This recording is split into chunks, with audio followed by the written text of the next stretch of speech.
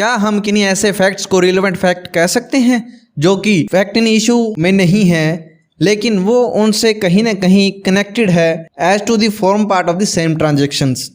तो hi guys, how are you all. आज इस वीडियो में हम इसी क्वेश्चन को यहाँ पे डिस्कस करने वाले हैं कि क्या कुछ फैक्ट्स जो कि फैक्ट इन इशू नहीं है लेकिन वो फैक्ट इन इशू से कनेक्टेड है कहीं ना कहीं एक सेम ट्रांजेक्शन के थ्रू जो कि ऑकर्ड हुए हैं एक सेम टाइम पे या सेम प्लेस पे या फिर किसी डिफरेंट टाइम या डिफरेंट प्लेस पे।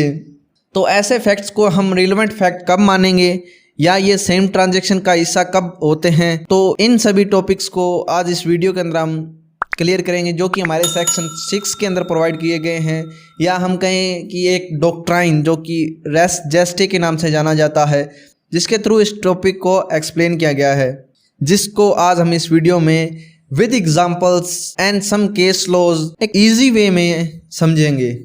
तो वीडियो को एंड तक जरूर देखें। और हाँ, हम इस चैनल पे एक एविडेंस एक्ट के रिगार्डिंग A to Z एक प्लेलिस्ट अपलोड कर रहे हैं जो कि आप ऊपर आई बटन में जाकर के या हमारे चैनल के ऊपर जाकर के प्लेलिस्ट सेक्शन में यहाँ पर जाकर के चेकआउट कर सकते हैं और उसे सेव कर लें अदर या फिर उसको बुकमार्क कर लें, ताकि आपको बार बार एविडेंस के रिगार्डिंग जो वीडियोज़ हैं उनको फाइंड आउट करने में किसी भी तरह की कोई दिक्कत ना हो। तो चलिए डिस्कशन स्टार्ट करते हैं। जैसे कि हमने आज चैप्टर 2 स्टार्ट किया है, तो यहाँ पर हम 2 सेक्शन डिस्कस करेंगे, सेक्शन 5 एंड सेक्शन 6।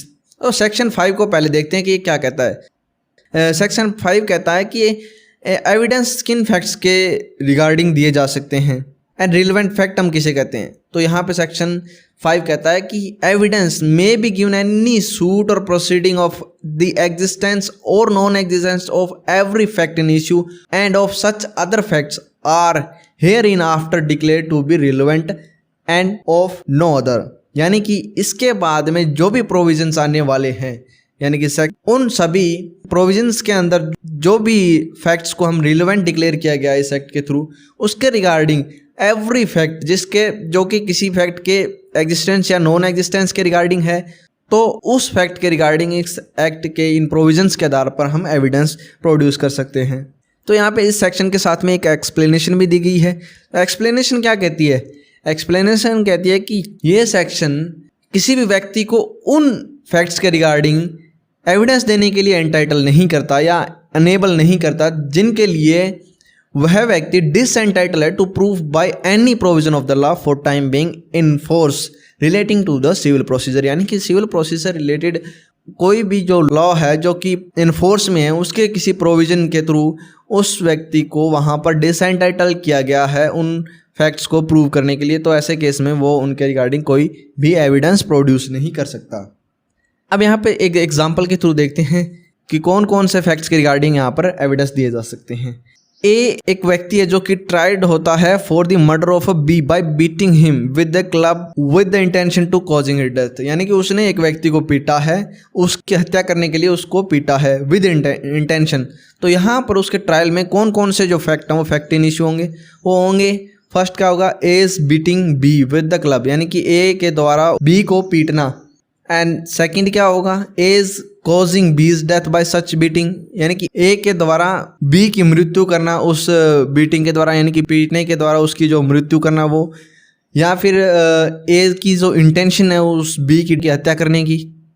तो ये इन चीज़ों के रिगार्डिंग जो फैक्ट्स होंगे उनको यहाँ पे हम रिलेवेंट फैक्ट मानते हैं, और वही यहाँ पर उस केस के या उस ट्रायल के अंदर फैक्ट इन इशू होंगे और उनके रिगार्डिंग यहाँ पर एविडेंस दिए जाएंगे as per the evidence act section 5।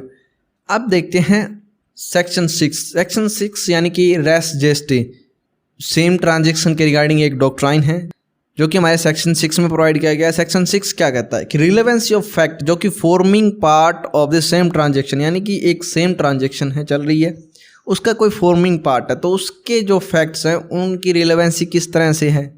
तो यहाँ पे सेक्शन 6 क्या कहता है कि फैक्ट्स यद्यपि नोट इन इशू, यानी कि जो फैक्ट जो कि हालांकि वहाँ पे फैक्ट इन इशू में नहीं है, वो इशू के अंदर नहीं है वो फैक्ट, आर सो कनेक्टेड, वो कनेक्टेड है with the fact in issue, उस फैक्ट इन इशू से कनेक्टेड है as to the form part of the same transaction. उस ट्रांजेक्शन यानी कि वो सेम ट्रांजेक्शन होनी चाहिए, अलग अलग ट्रांजेक्शन नहीं होनी चाहिए। यहाँ पे उससे रिलेटेड है, उसका कोई फॉर्म पार्ट है एक, वो है क्या है, आर रिलेवेंट, वो रिलेवेंट है whether they occurred at the same time और अ प्लेस और एट द डिफरेंट टाइम्स और अ प्लेसेस। चाहे वो सेम टाइम में अकर्ड हुए या फिर किसी डिफरेंट टाइम या डिफरेंट प्लेस पे हुए, तो वो सारे फैक्ट्स हैं वो रिलेवेंट फैक्ट माने जाएंगे। चलिए इनको एक एग्जांपल के थ्रू देखते हैं। जैसे कि ए क्या है, एक accused of murder B by beating him. A के ऊपर आरोप लगा है, यानी कि वो आरोपी है बी की हत्या करने का पीटने के द्वारा।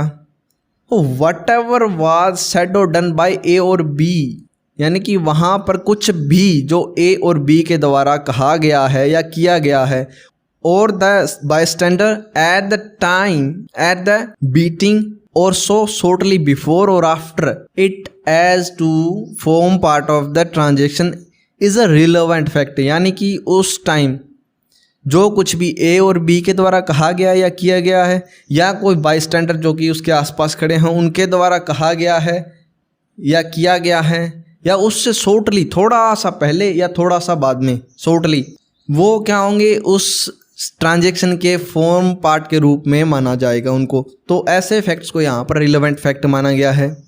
अब देखते हैं कि डॉक्ट्राइन ऑफ रेस जेस्टे या फिर पार्ट ऑफ ट्रांजैक्शंस क्या है। जो प्रिंसिपल क्या है इस सेक्शन का इज़ दैट व्हेन एवर, जब कभी भी एक transaction such as a contract या फिर और क्या क्राइम है is a fact in issue, और ऐसी चीज़ें जो फैक्ट इन इशू है, देन जो एविडेंस है वो can be given of every fact. वो यहाँ पर एविडेंस है वो प्रत्येक फैक्ट के बारे में दिया जाएगा जो कि form part of the same transaction, उसी सेम ट्रांजैक्शन के जितने भी फॉर्म पार्ट के तौर पे वो फैक्ट हैं तो उनके रिगार्डिंग एविडेंस दिया जाएगा। अब जो fact surrounded the happening of an event are its res gestae, यानी कि जो भी फैक्ट उसके हैपनिंग के, उस इवेंट की हैपनिंग के सराउंडेड है वो रेस जेस्टे हैं। तो सेक्शन क्या है, quite apparently based upon the English doctrine, जो कि क्या है रेस जेस्टे। यद्यपि जो ये वर्ड है has been scrupulously avoided by this section, यानी कि इस सेक्शन के द्वारा इस जो वर्ड को यहाँ पर अवॉइड किया गया है। इस वर्ड यहाँ पे अवॉइड करने का रीज़न क्या है कि that the doctrine has been productive of confusion, यानी कि इसको टालने का जो कारण है वो क्या है कि यहाँ पे कन्फ्यूज़न का प्रोडक्शन होना, यानी कि यहाँ पर कन्फ्यूज़न पैदा हो रही है। इस वजह से यहाँ पर इस वर्ड को इस सेक्शन के द्वारा अवॉइड किया गया है। ये एक फ्रेज है जो कि लैटिन भाषा की है जिसका लिटरली मीन क्या है, थिंग्स डन एंड व्हेन जब ट्रांसलेटेड होती है इनटू इंग्लिश तो इसका मतलब क्या हो जाता है, things said and done in the course of a transaction, यानी कि जो चीज़ें हैं वो की गई हैं या कही गई हैं in the course of a transaction, यानी कि एक ही ट्रांजैक्शन के अंदर। तो यहाँ पर एवरी केस, प्रत्येक केस जो कि comes before a court of a law has a fact story behind it, यानी कि जब भी कोई केस कोर्ट के सामने आता है तो उसके पीछे एक स्टोरी होती है फैक्ट्स की। तो यहाँ पर जो फैक्ट की जो स्टोरी है वो कुछ एक्ट को, कुछ ओमिशन को, कुछ स्टेटमेंट्स को यहाँ पर मेक करती हैं। तो ऐसे केस के अंदर जो जितने भी ऐसे फैक्ट्स हैं, ओमिशन हैं या स्टेटमेंट्स हैं, वो एक लाइट थ्रो करते हैं upon the nature of the transaction, उस ट्रांजैक्शन के जो नेचर क्या है उसके ऊपर, एंड रिवेल करते हैं उसकी ट्रू क्वालिटी को या उसके करेक्टर को, जो कि क्या होना चाहिए, should be held as a part of the transaction, जिनको क्या है उस ट्रांजैक्शन के पार्ट के तौर पर हेल्ड किया जाना चाहिए, and evidence of it should be received, और उसके रिगार्डिंग जितने भी एविडेंस हैं उनको वहाँ पर रिसीव किया जाना चाहिए। ये बेसिकली जो डॉक्ट्राइन ऑफ रेस जेस्टे है वो इस तरह से एक्सप्लेन किया गया है यहाँ पे। अब इसको एक एग्जांपल के थ्रू देखते हैं कि रेस जेस्टे के अंदर जो फैक्ट्स आते हैं वो कब यहाँ पर रिलेवेंट होते हैं। फॉर एग्जांपल एक केस है रतन वर्सेस क्वीन। यहाँ पर एक मैन जो कि प्रोसिक्यूटेड होता है for the murder of his wife, अपनी वाइफ के कत्ल के लिए प्रोसिक्यूटेड होता है। उसका डिफेंस क्या था कि दैट जो शूट था वेंट ऑफ एक्सीडेंटली, यानी कि जो उसका शूट था वो गोली थी वो बाई चांस एक्सीडेंटली ही चल गई थी।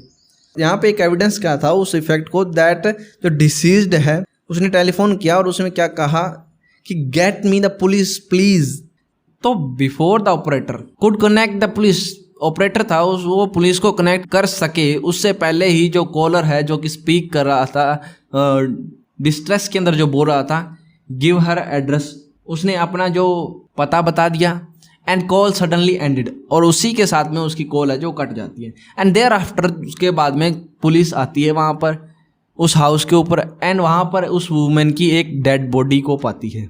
तो यहाँ पर जो उसकी कॉल है और जो उसके द्वारा वर्ड बोले गए हैं हेल्ड टू बी रिलेवेंट, उनको यहाँ पर रिलेवेंट माना गया है as a part of the transaction which brought about the her death, जो कि उसकी हत्या के बारे में बोलते हैं। यानी कि उसका जो कॉल करना एक डिस्ट्रेस के अंदर, प्रेशर के अंदर, और वो क्या शो करता है कि उसके ऊपर जो शूट हुआ है यानी कि शूटिंग हुई है वो इंटेंशनली है, नॉट द एक्सीडेंटली। यानी कि एक्सीडेंटली होती है तो वो कॉल क्यों करेगी पुलिस को बुलाने के लिए, क्यों वो घबराई हुई होगी। तो यहाँ पर अगर उसके ऊपर बाय इंटेंशनली शूट किया जाता है तभी वो घबराएगी, तभी वो पुलिस को कॉल करेगी। और जब भी कभी भी कोई एक्सीडेंट होता है तो उससे पहले कोई भी व्यक्ति कभी भी पुलिस को बुलाने के बारे में कभी नहीं सोचता। तो यहाँ पर इस फैक्ट्स को हम यहाँ पर रिलेवेंट फैक्ट मानते हैं, जो कि उसके डेथ के कारण को बताता है कि वो एक्सीडेंटली हुआ है या इंटेंशनली हुआ है। तो ये था एक एग्जाम्पल रेस जेस्टे का। अब आता है नेक्स्ट, एक्ट्स और ओमिशंस एज ए रेस जेस्टे। जहाँ तक एक्ट और ओमिशन जो कि एक ट्रांजेक्शन से कंप्लाइन है आर कंसर्न, तो वहाँ पर ऐसे केस के अंदर मच डिफिकल्टीज हैं, वो अराइज नहीं होती। नेचर क्या है एक ट्रांजेक्शन का, ऐसे केस में वो इटसेल्फ इंडिकेट कर देता है कि what should be it's essential part, कि उसका एसेंशियल पार्ट क्या होना चाहिए।